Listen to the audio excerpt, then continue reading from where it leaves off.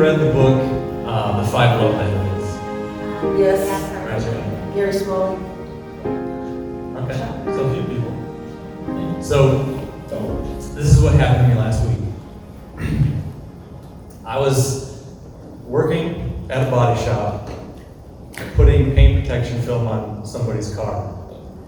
And I was listening to a podcast, and they were talking about the lies of the enemy. And he was calling it the I am nots that the enemy says to you. Like, what are your I am nots?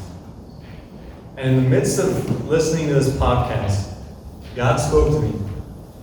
And I don't say that lightly. I don't actually like saying that a lot, but it was so crystal clear.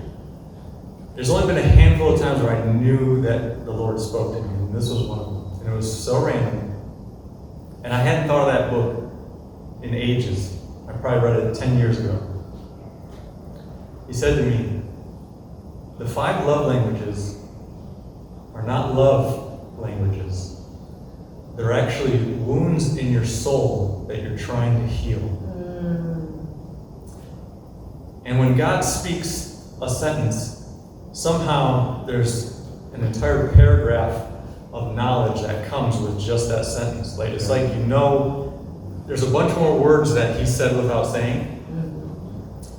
And so in that moment, I knew he wanted me to combine what I was listening to, the I am nots, and then the love language. Because there was something in my soul there that was wounded. So I just, and my love language is spending time. I don't know if you guys have read the book, you know there's spending time, gifts, Words of encouragement. Words of encouragement, acts of service, and touch. Is that right? And so mine is spending time. When people spend time with me. So yeah, and so I knew God wanted me to say, I am not worthy of people spending time with me.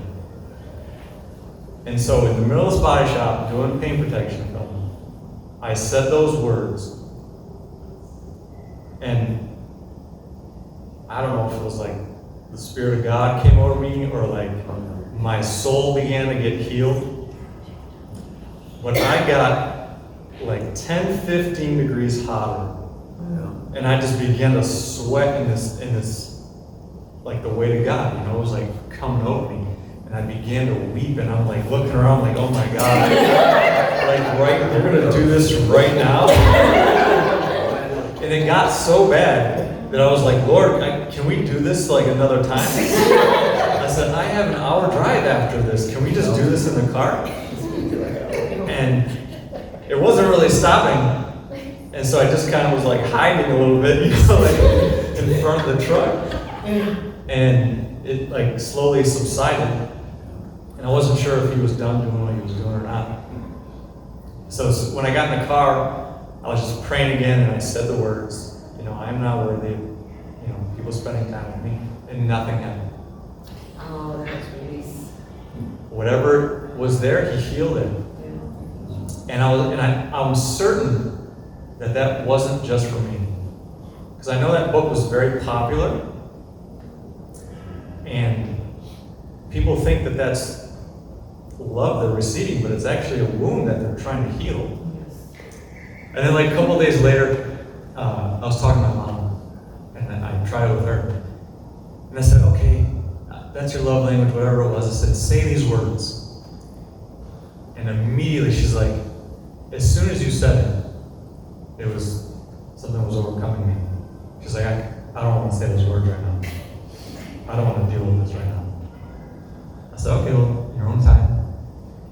Deal with it. You know, you don't got to deal with me on the phone.